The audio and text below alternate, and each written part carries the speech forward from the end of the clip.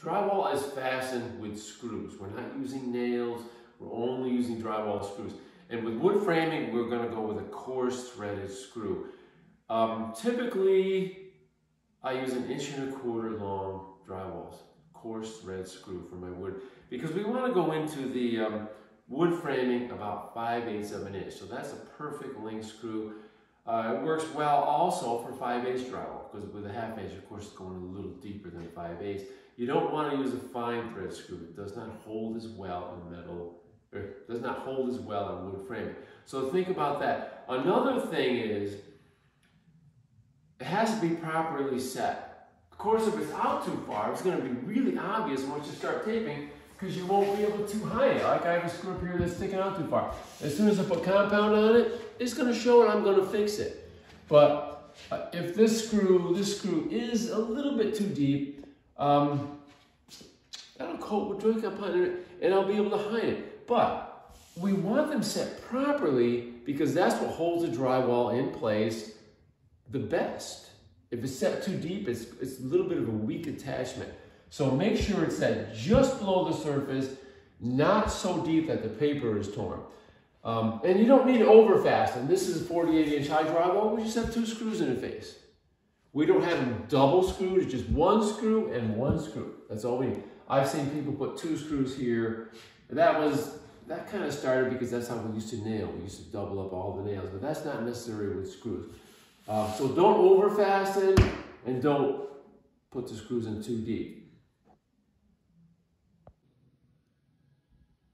Fastening drywall is extremely important.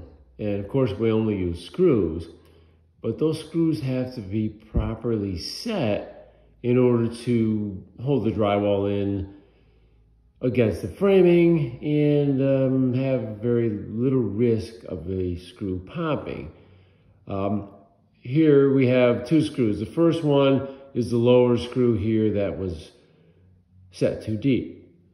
So I'm going to start taping today. So I just did my walkthrough and I placed another screw above it that is set the right depth. The upper screw is below the surface of the drywall paper, but the drywall paper itself is not torn. That's when it gets weak, is when you get it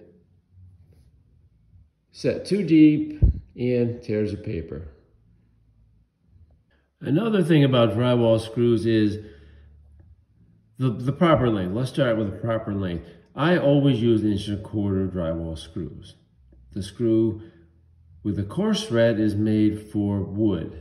So that needs to go into the wood 5/8 of an inch. So 1.25 inch is actually a little deeper than that. So 1.25 inch works fine for 1/2 inch and 5/8 drywall. Of course, the fine thread screws are for metal framing.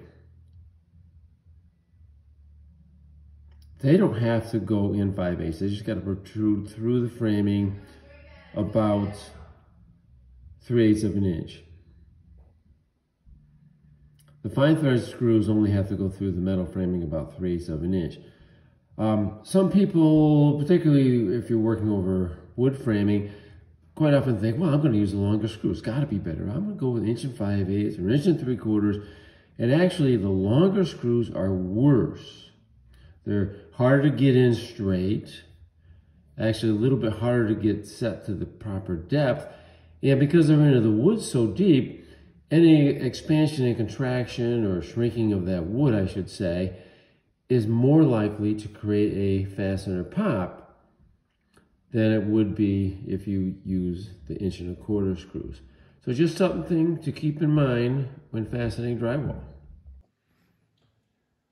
Another thing to consider when you're fastening drywall with screws is keep the screw away from the edge. Like, it really shouldn't be any closer than 5/8 of an inch from the edge, because if it gets too close to the edge, it will break the edge, probably damage the core and protrude out a little bit. You get a better job if you fasten about 5/8 of an inch from the edge of the drywall. And here we have an example of a butted seam where I actually have it back blocked. I have a rock splicer behind here.